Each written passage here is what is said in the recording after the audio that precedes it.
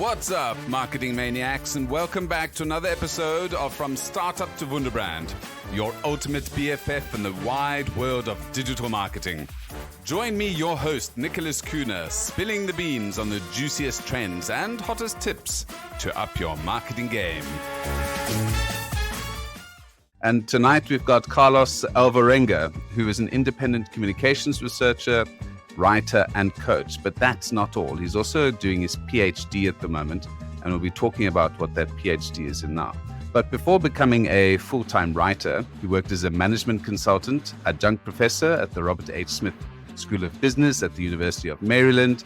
And prior to this, he also worked at a couple of interesting companies. So principal at Ernst & Young and a managing director at Accenture and executive director at World 50 Labs.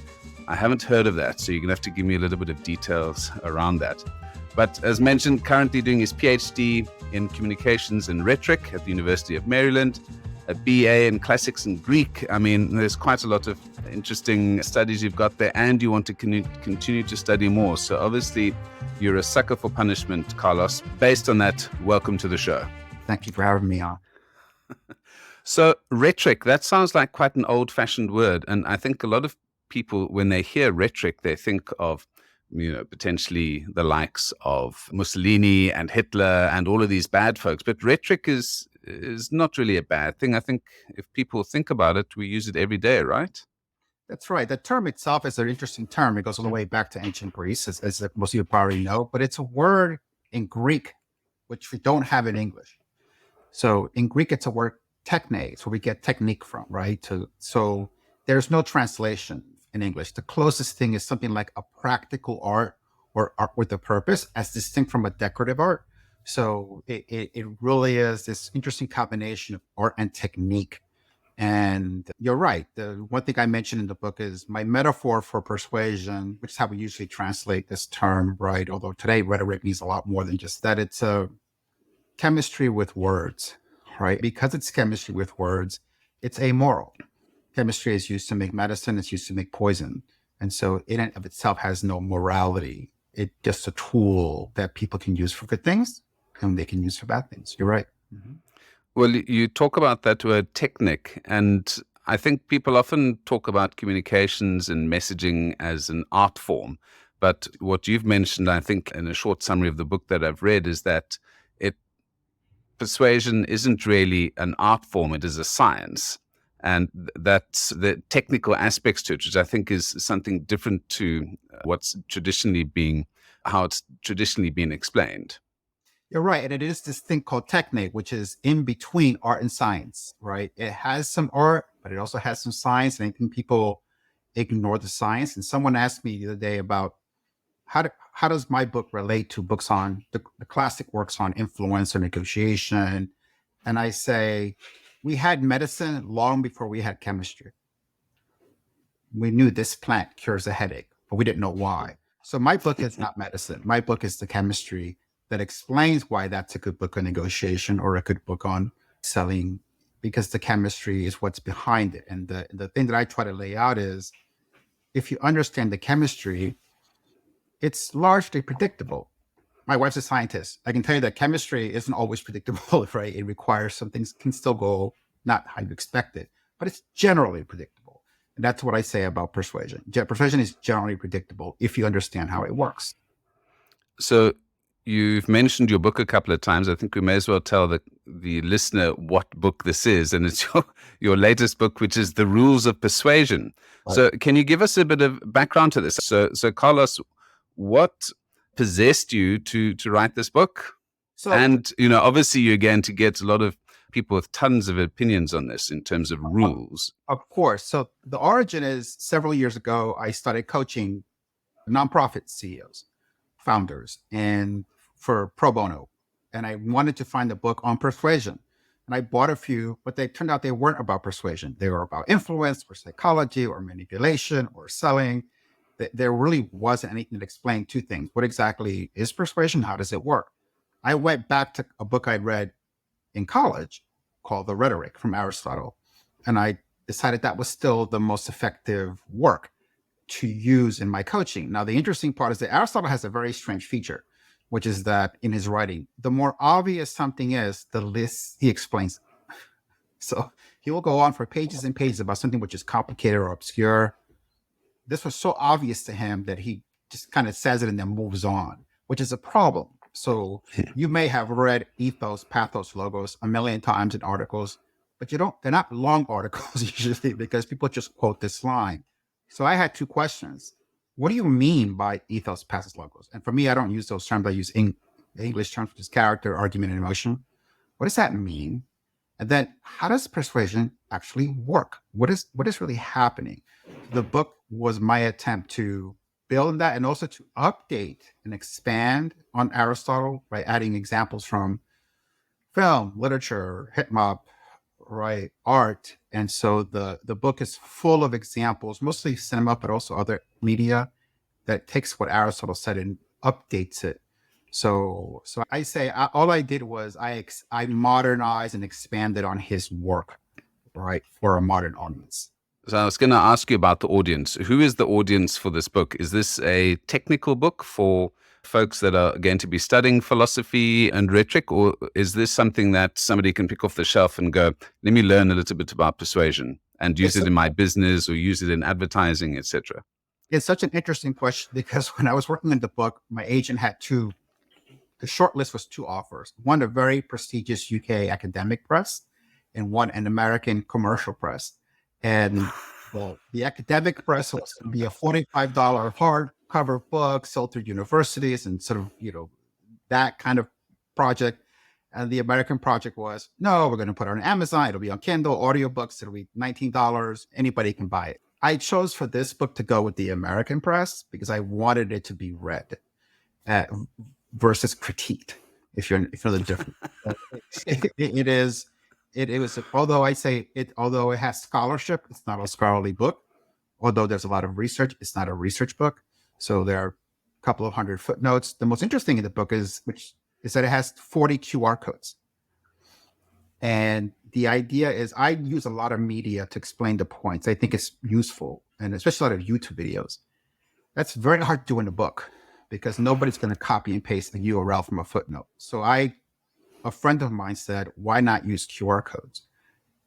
The problem with QR codes, each one counts as an image.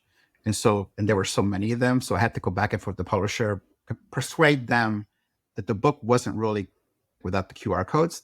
QR codes made it in. So as you read the book, you can take out your phone, scan, takes you to YouTube, and you watch a movie clip or a speech or something, and then come back to the book and keep on reading.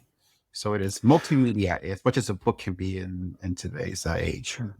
Well, that's such a smart way of making it multimedia, because all of us have our phones. Some of us also like having a physical copy of a book rather than just Kindle. So I think that's a good way to bridge the gap between digital and hard copy. So the book came out last year or this year, Carlos? Last fall. Mm-hmm. Last fall, okay. And I saw quite a lot of really positive reviews, not just from professors, but from folks in industry. And, because I run a digital marketing podcast, for me, we use persuasion every day in terms of our communications. And the one standard I use is looking at the customer journey. And at each stage, if you understand where the customer is at each particular stage of the customer journey, you're able to create content and messaging that is going to help persuade them to move to the next stage. Do you touch on any marketing concepts or persuasion in terms of buying and selling in the book?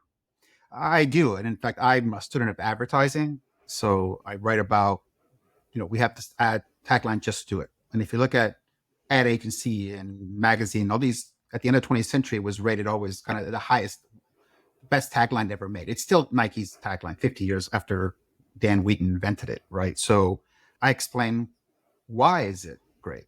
And it is the synthesis of these three elements. It talks about character. It's an argument, technically a counter argument.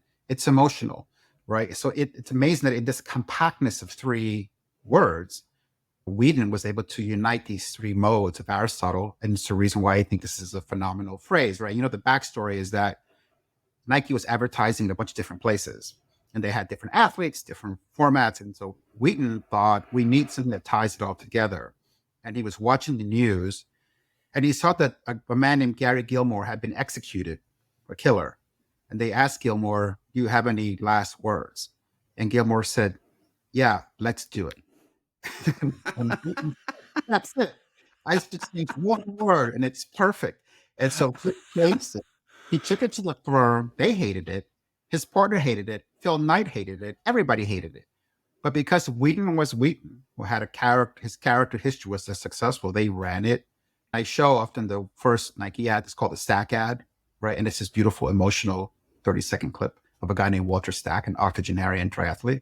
And Nike has been on this emotion thing, right? But I talk in the book about the famous Think Different campaign from Apple and why that worked, and which is a really interesting fusion of the character of people like Picasso and Balanchine, those different agents with the idea of Apple as a company. So yeah, I find it especially visual, and I try to use in the book. There's a whole section on Magritte painting called Treasury of Images, and being able to read the rhetoric in, this is not a pipe, right? It's about people. Yeah. His commentary on what you can believe or can't believe.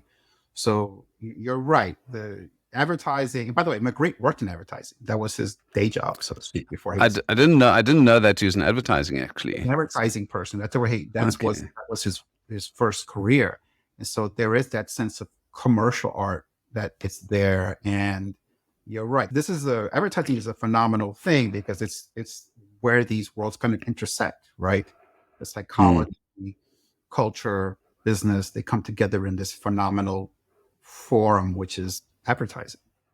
But you brought that point up of Apple and the Think Different campaign. It's amazing how from coming as sort of underdog, they are now the undisputed sort of leader in their field, and that Think Different is totally incongruous with where the business is now. I mean, it's basically just think the same. And it's just interesting how, they've dropped that Think Different quite a while ago, whereas Nike, in terms of, you mentioned it, but yesterday I was just saying, even though it is 50 years old or whatever, like you said, it's still a great line. And I said, I was asked for a quote yesterday and I gave one, but I said, it's actually just do it. Just do it. And I was like, damn it. Nike has really got one of the best lines in English, or best phrase in the English language to just get things done. So yeah, the persuasive value of these advertising terms, can't be underestimated. Now, I want to talk a little bit about coaching because, well, actually, let's just go back to your book, and I just want to take out one line that you mentioned in the summary, which is about the last king of Scotland, where you talk about why Idi Amin complained to his counselor that, why didn't you tell me that if I kicked out all the Indians that I'm going to get into trouble? But the guy said, yes, I did. But he said, but you didn't persuade me. Right. So I love that line. And I think that's so important. We can be told 100 times, don't touch the fire, with kids in that. Right. Don't touch that. Don't put your finger in the door. But until it actually happens, they don't believe you. So that ability of persuasion to get people to do things, it's life-saving as well. It's not just from getting somebody to buy things. It can actually make an enormous impact on people's lives. This is where your coaching, I suppose. And what I say in the book is this, right? You read books that are supposed to be a persuasion. They talk about it's about selling, closing a deal, getting some advice. You might say, I don't think that's what it is. I think it's something deeper than that. And the example I use is, let's say you love, I don't know, Star Wars. You just think Star Wars is the best movie ever made. You know everything about George Lucas. You know every character. You know every line. You follow the fan literature. And then you meet me. And it turns out I also love Star Wars. At that instant, you and I become a community, right? And this is a fundamental thing in human beings. We want others to believe what we believe. We want others to love what we love. We want others to know what we know. And persuasion at the basic level is this desire to connect to other human beings. Because if we share beliefs, then we're united. And I think if you look at it from that perspective, then everything else sort of falls into place. And in the book, I was trying to explain to people what these three things are: character, argument, and emotion. And I came with this metaphor. And what I said was, based on my research, we can take someone's character, and I mean someone being the company, a brand, a person, an institution, a school, a government. And it has 7 dimensions that I talk about in the book. Then I say, think about argument. There are 7 dimensions of argument: witnesses, proofs, logic, antecedents, laws, and standards. And there are 7 kinds of emotion: positive, negative, exhortative, inspirational.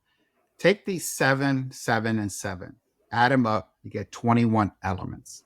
So I say the best way to think about persuasion is back to high school chemistry. It's a periodic table.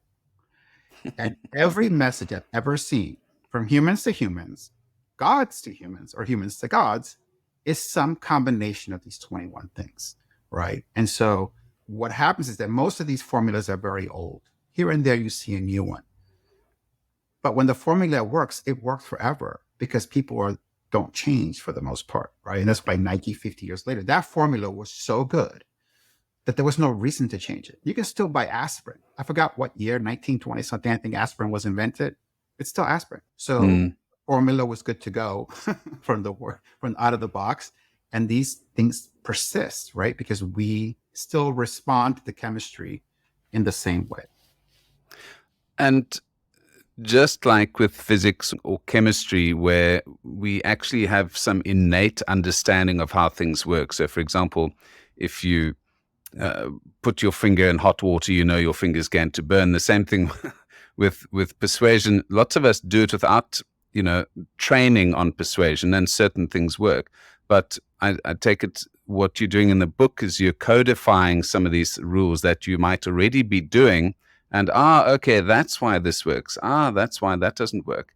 But I want to ask you a question on persuasion, and it's because I love American politics, and I have a look at the attempts at persuasion. And I'm going to give you a task.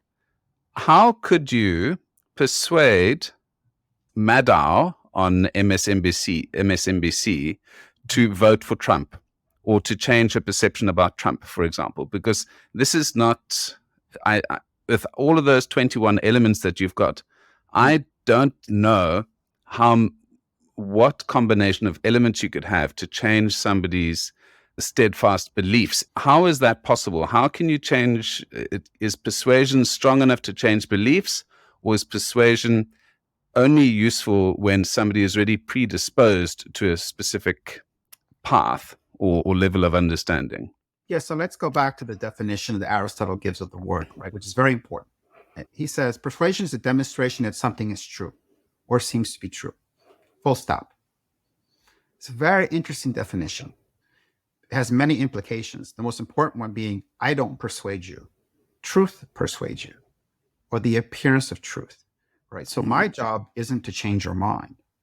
My job is to get you to believe that something is true. Assuming the audience is rational. That's a big assumption, right? Assuming it's rational, then persuasion happens automatically.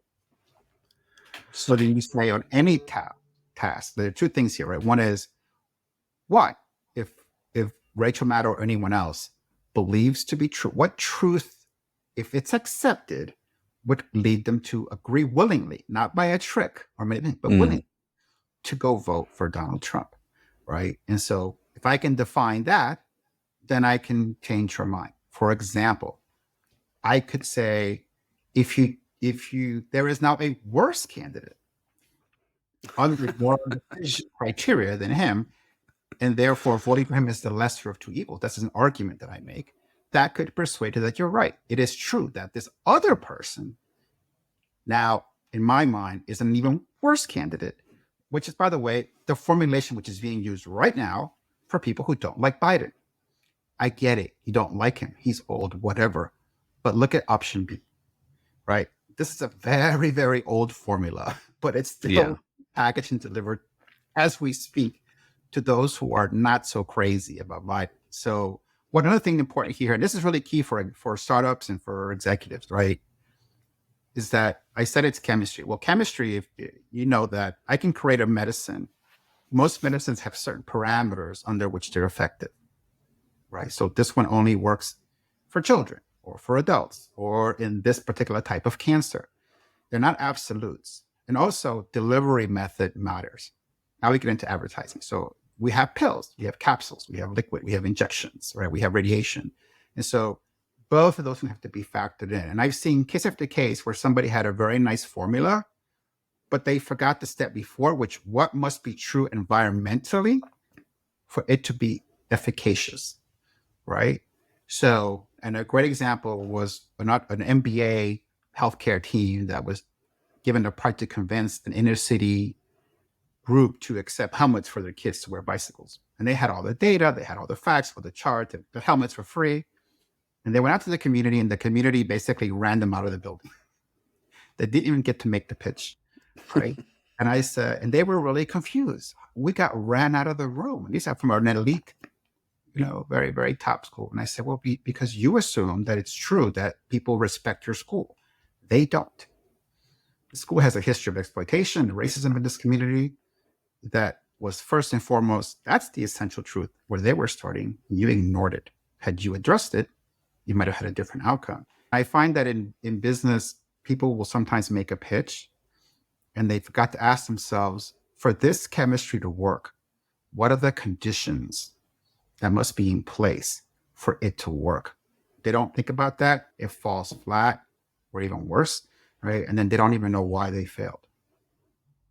Yeah, and I like that you're putting it in chemistry terms, because you could put all the right ingredients together, so A, B, C, but you forget about the temperature, you forget about, you're using the wrong spoon, etc.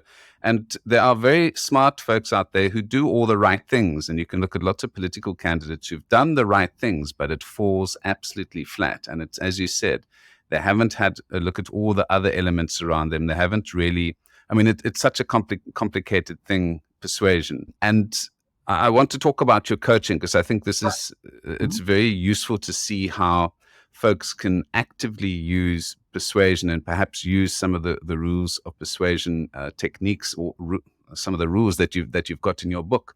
And I see you've got sort of one-on-one coaching, team coaching, event preparation, skills assessment, pitch reviews. Now I want to talk about pitch reviews and donor messaging, because I think those are quite interesting ones.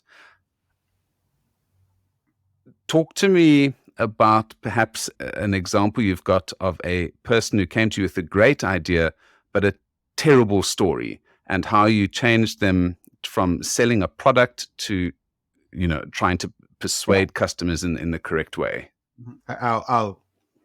Most of what I've done has been pitch reviews. This is what I usually get a call for, the famous elevator pitch, right? Yeah. So let me run my pitch to you and let's rework the pitch. And I'll give you one which I'm working on right now. And this happens to be a nonprofit one. It's the founder of a very successful physician, healthcare executive, who retired a little early and then moved to Hawaii and started a foundation to protect the reefs, Environment Foundation. And she called me and said, I'm doing media interviews. They're not going well. I'm bombing. I'm getting bad reviews from the press. I'm in trouble.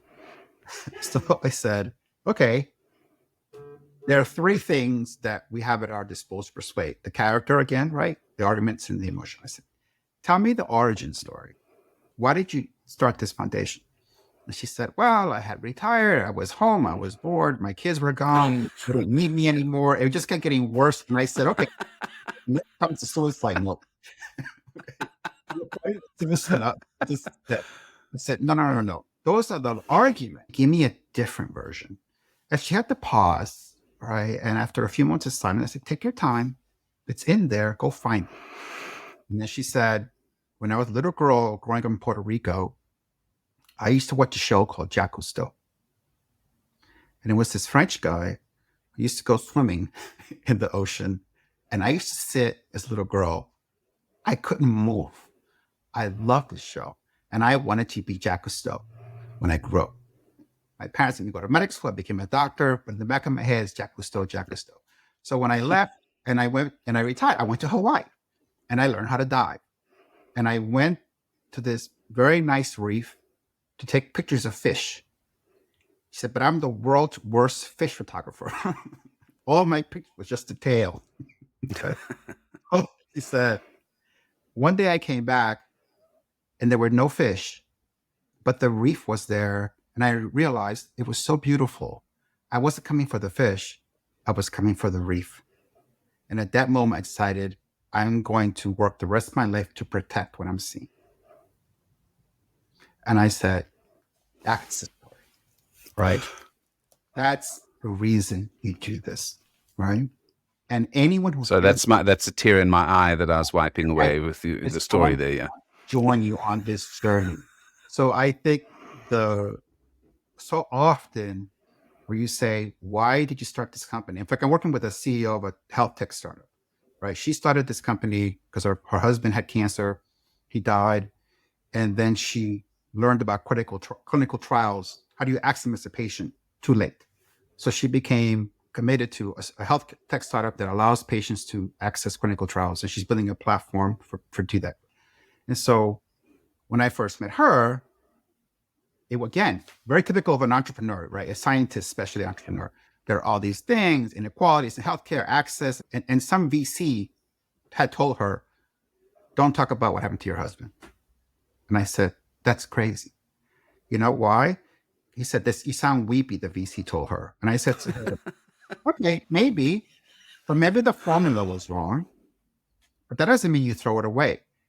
You just fix the formula. And this is what I see in business, which is emotion is hard to get right. People try it, it doesn't work. So then they get told, oh, emotion shouldn't be in the pitch. No, not at all. You have to rethink it. Because if you use it, it's phenomenally powerful. So with her, we reworked the whole thing carefully so that it's back in, but it's back in the right way. And suddenly it's not, it's not sentimental is the word. It's powerful. And I think back to your question of how do you get good? First of all, you understand that the ship of persuasion has 3 masts and 3 sails. And almost every executive I meet, the emotion and character sails are tied up nice and tight, and the poor argument is doing all the work and it's tattered. So let's lower that. Let's open up the other 2 a little bit. Watch the ship go faster. Watch it move with more power. And they were just sitting there waiting for you to use them. Mm-hmm. Carlos, in persuasion, storytelling is obviously a key component of that. And obviously I can tell from the discussion that you're a master storyteller. And I think you obviously have got that. I don't know whether that's by practice or whether that's by your own formula or something that you've got innately in you. But that storytelling aspect, it fits into your, just the way you're telling the story about being transfixed to the television and then wanting to be Jacques Cousteau. All of us can see that. We can immediately conjure that image in our head versus, let's save the reefs, more fish, etc. It's putting yourself into those people's shoes, not feet. Right. Mm-hmm. So that storytelling component is super important. What, if I can ask, in terms of storytelling techniques, do you go through any of that in your book or in your coaching sessions in terms of how to tell a persuasive story?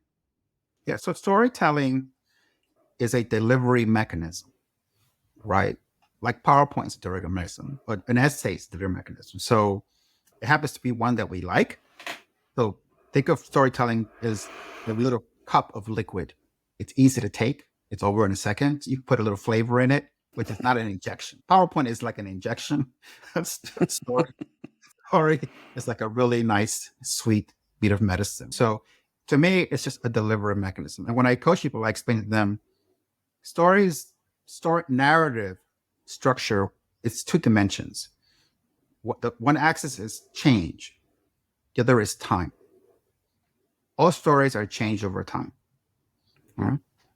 So first question is, for somebody who's not a professional storyteller, is what changed over how much time? So let's map that out. Now let's build on that. Let's tell me the change, tell me the time. And so you can teach anyone to tell a good story if once you understand it's change over time. And as you practice, you get good. And what I find also is this, to tell like artificial stories in a way, or other people's stories, is a skill and a practice, but to tell yours is usually something anybody can do. right? This is not my story. This is her story.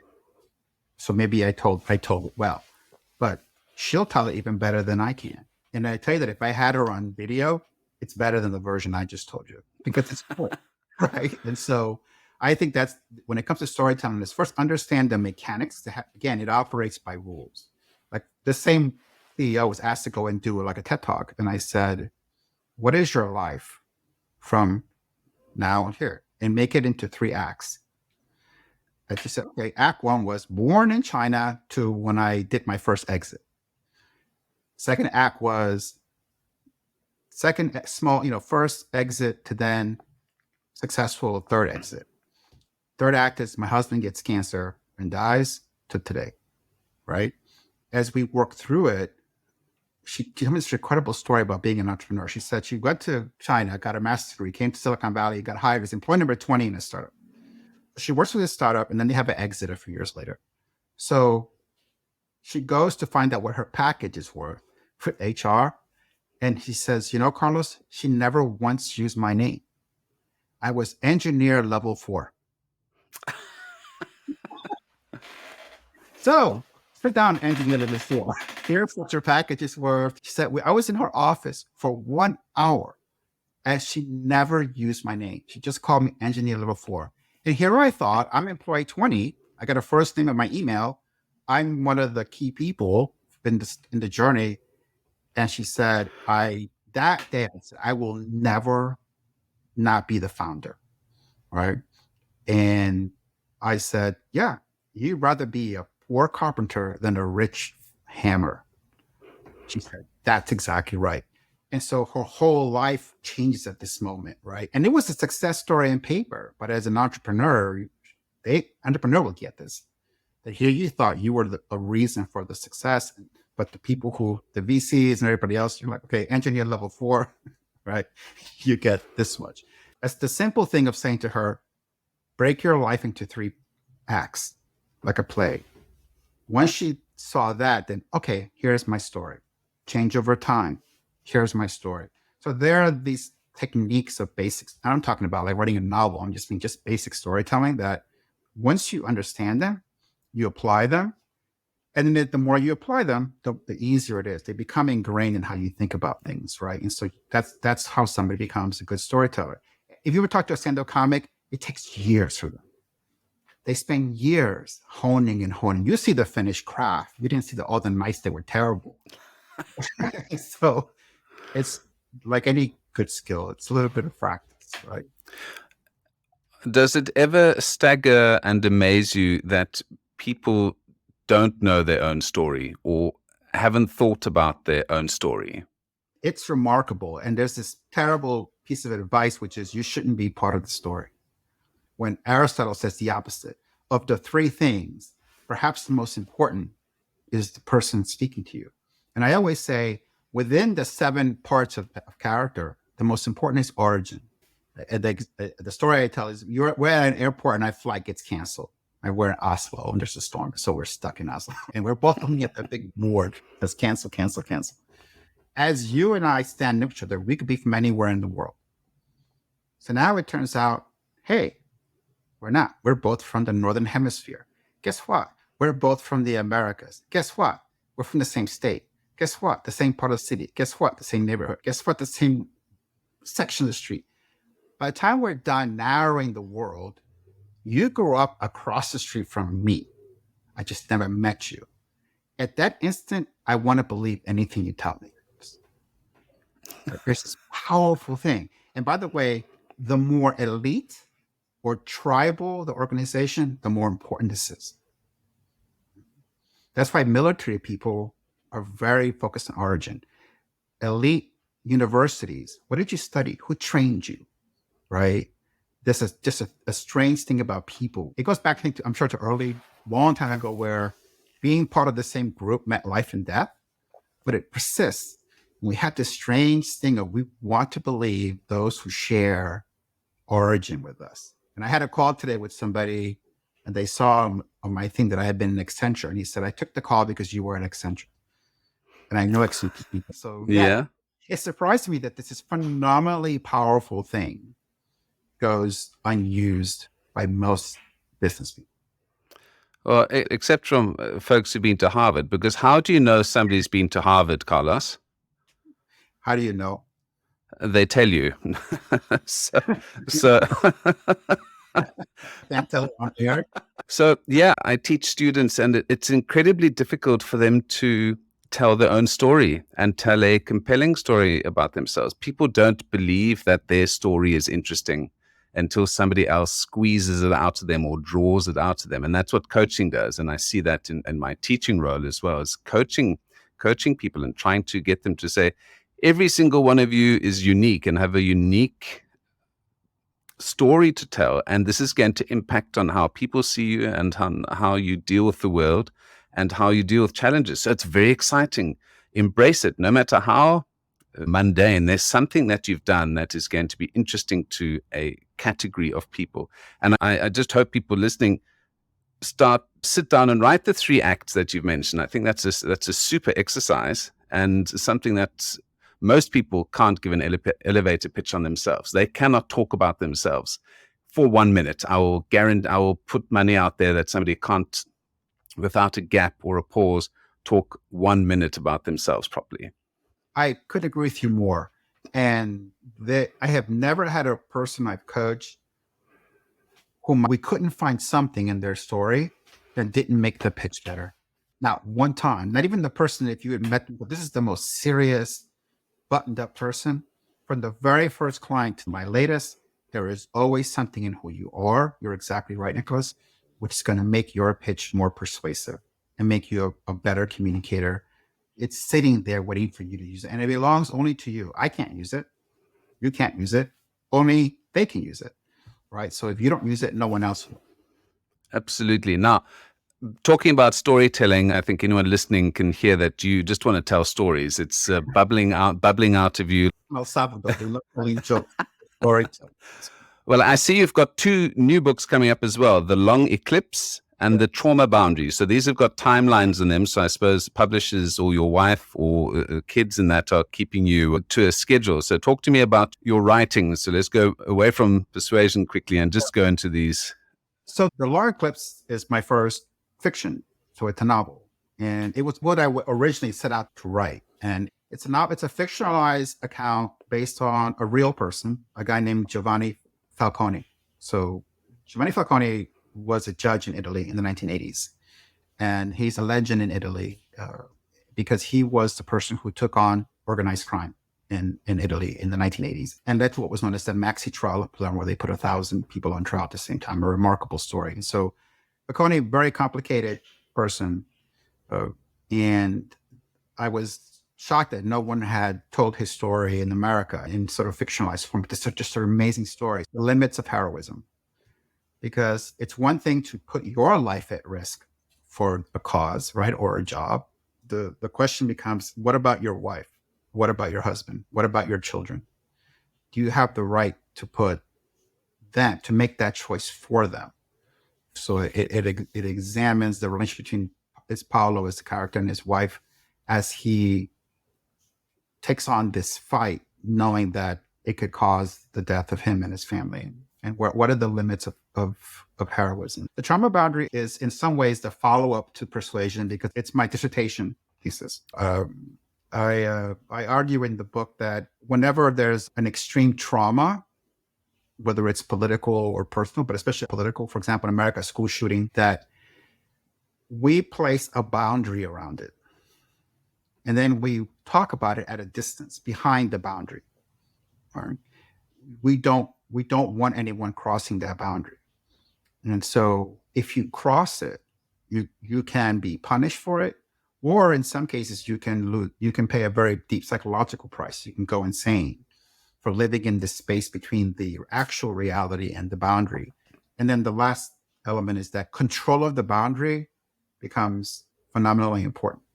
Right? In fact, this weekend I'm writing a guest essay for New York Times on the book the movie Zone of Interest, which is a movie there now about the movie about Glazer's movie about the concentration camp leader.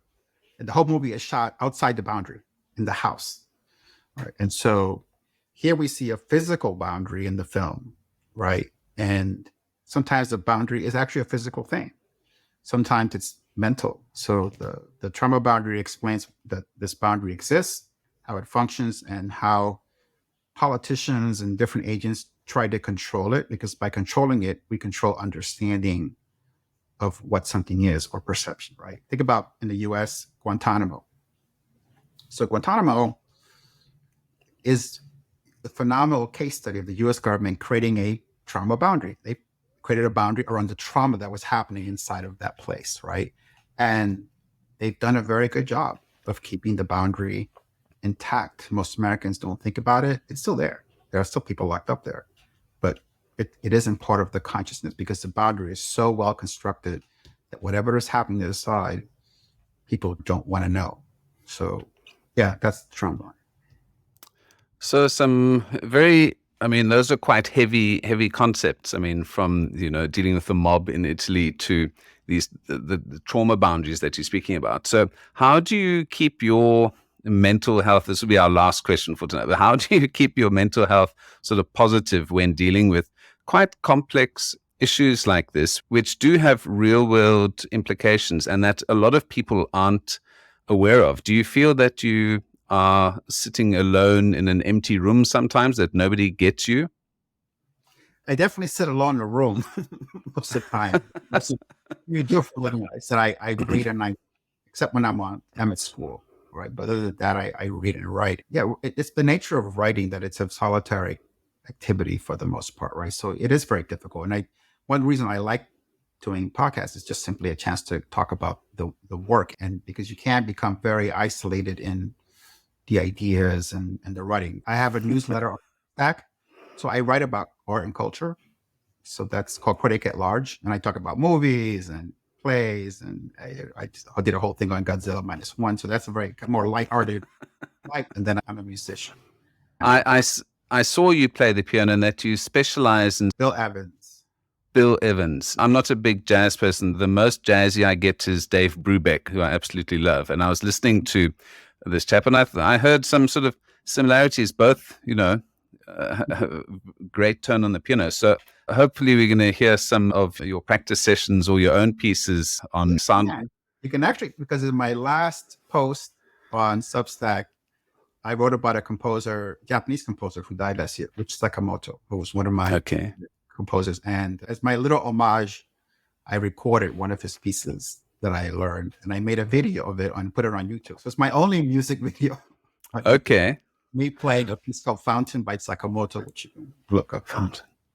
I'm very fond of Japanese composers. So what I'm going to suggest is that I'm happy to end off next week's, when this podcast comes out, with a couple of bars of you playing something. So if you send me something that is non-copyright and send it to me, I will use that from YouTube. That's my arrangement. Right. So